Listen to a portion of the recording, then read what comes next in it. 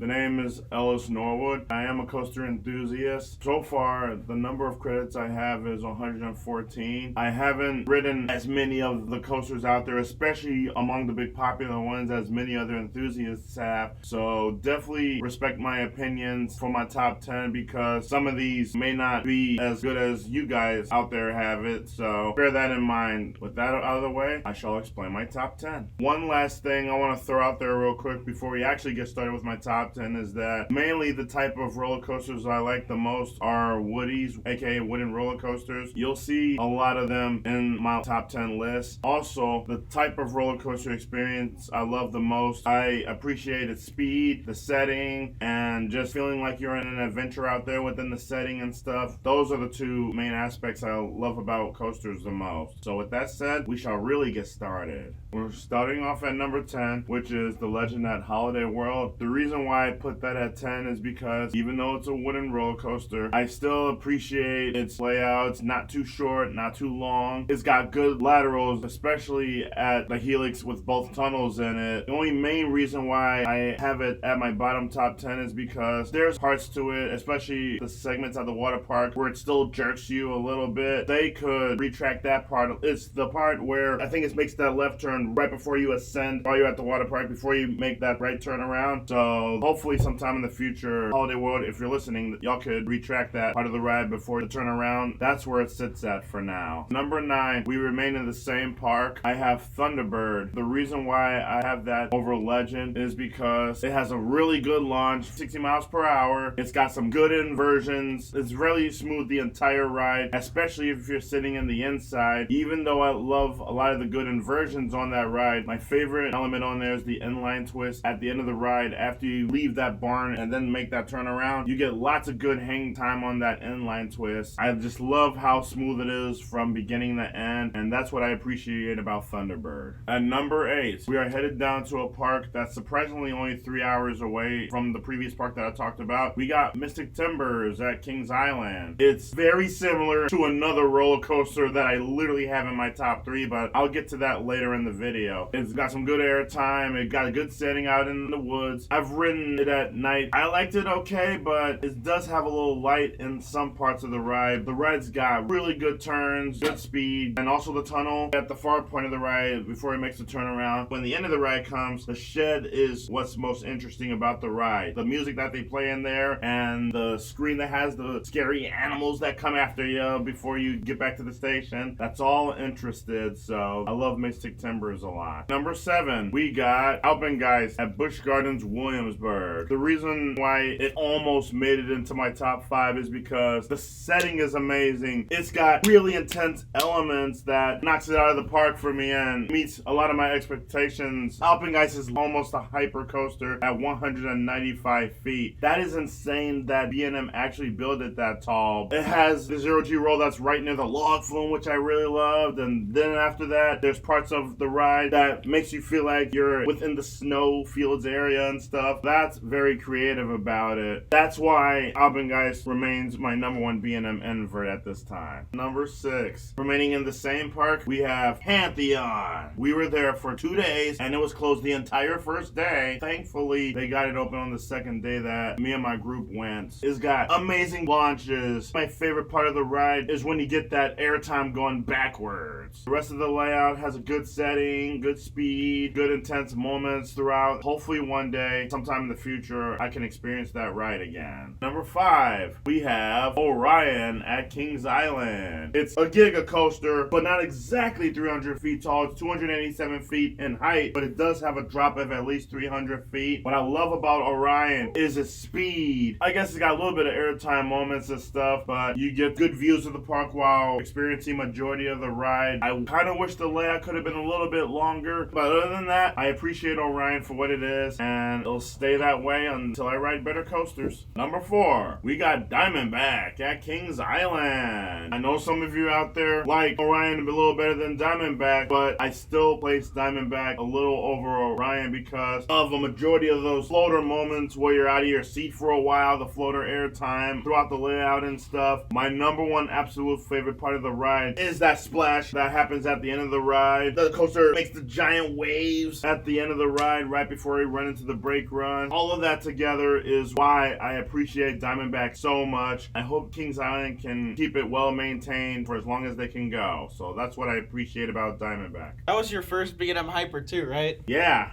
Number 3, we have Prowler at Worlds of Fun. When I was talking about Mystic Timbers earlier, this was the ride I was referring to. The reason why I have Prowler way over Mystic Timbers on my top 10 is because even though it's essentially the same layout, but with different aspects, it's got way better night rides. It was darker out there than it is Mystic Timbers. When I first rode Prowler in 2022, it was running at its absolute best I've ever seen it, even though it was my first time riding it in the air. Last year, they installed the Titan track on it. When I first rode it with the Titan track, especially in the morning, it was running incredibly slow, and I really didn't appreciate it running slower on me. Hopefully, if I choose to get out there again this upcoming season, it'll run better than it did last year. But other than that, I still love Prowler for what it is, and especially its setting. So I'm still gonna leave it at this spot for now. At number 2, we're going back to Kings Island for the final time. We got the man, the myth, the legend, the beast.